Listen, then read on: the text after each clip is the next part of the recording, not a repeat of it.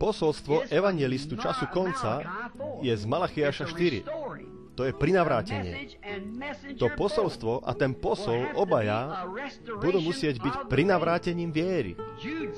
Júda povedal v knihe Júdu, asi len 30 rokov po ukrižovaní, povedal: bratia, snažiať sa, ako len môžem, písať vám o našom spoločnom spasení. Prinútený som vám napísať a napomenúť vás, aby ste zápasili za vieru rasta danú svätým. Malachiáš povedal, že tie posledné dni, ten posledný prorok starej zmluvy, že predtým, ako príde ten veľký a hrozný deň Pánov, pošlem vám proroka Eliáša a on prinavráti vieru detí späť, alebo vieru detí späť ku otcom, tesne pred časom zničenia. Čo to je? To je posolstvo, ktoré vychádza. Posolstvo a posol posledných dní, ktorých nemá priviesť ku nejakému vyznaniu, ale vytrhnúť ich von z tých vyznaní a priviesť ich späť do originálnej viery otcov, letničných otcov, kde sa má cirkev nachádzať v posledných dňoch. Nie Mojžišovskí otcovia, ale letniční otcovia. Mojžišovskí otcovia, to bol Malachiáš 3. Pošlem vám svojho posla pred mojou tvárou, aby pripravil cestu pred Pánom. Matúš 11.16 hovorí to isté. Ježiš o tom svedčí, že to je to, keď videl Jána a povedal: čo ste vyšli vidieť? Človeka odiatého s peknými obrátenými goliermi a tak ďalej. Nie Ján. Povedal: tí, ktorí sa tak obliekajú, patria do kráľovských palácov a do týchto veľkých denominácií a boskávajú nemluvňatá, sobášia, viete, a tak ďalej. Pochovávajú mŕtvych a sobášia mladých a tak ďalej. Oni sú tam vzadu. Povedal: čo ste vyšli vidieť? Trstinu, klatiacu sa vo vetre? Nie, Ján. Nie. On sa netriasol, keď sa na neho vrhli. Povedali: nebudeš mať žiadnu spoluprácu, keď tam pôjdeš. Pre Jána to nerobilo žiaden rozdiel. On jednako išiel, rozumiete?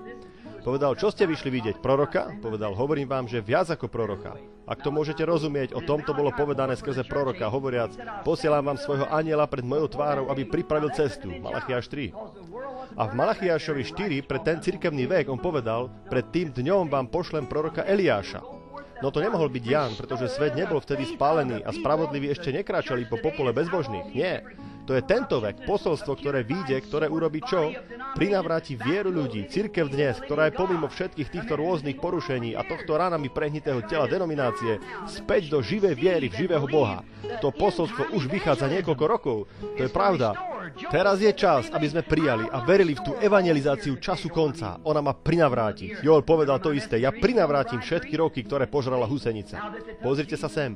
Pamätáte si na moje nedávne posolstvo o strome nevesty, ako oni vzali Ježiša? On bol stromom, ten, ktorého videl Dávid. Strom, ktorý bol zasadený pri potokoch vody, nesúci jeho ovocie svojím časom. Ten najdokonalejší strom.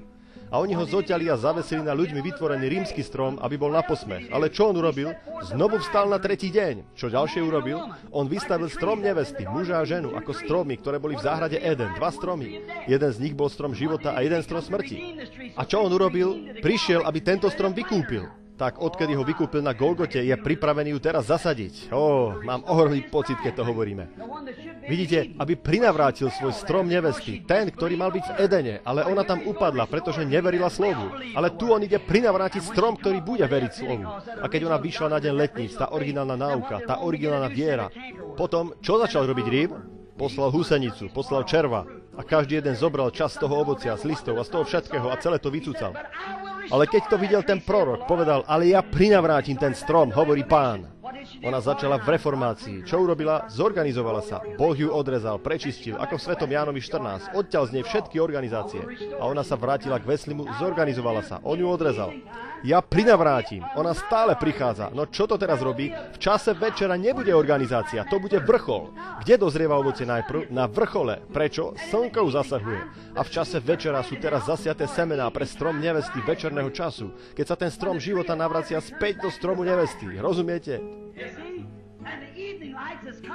A večerné svetlá teraz vyšli, aby zaliali a dali dozrieť tomu ovociu, ktoré bolo na tom strome, ktorý bol zasadený. Semená sú zasiaté, rozumiete, večerný čas. Tak evangelizácia času konca bude znamenie Malachiáša 4, aby prinavrátil vieru ľudí späť do viery otcov. Tak veru. Späť ku tým stavebným kameňom. Amen.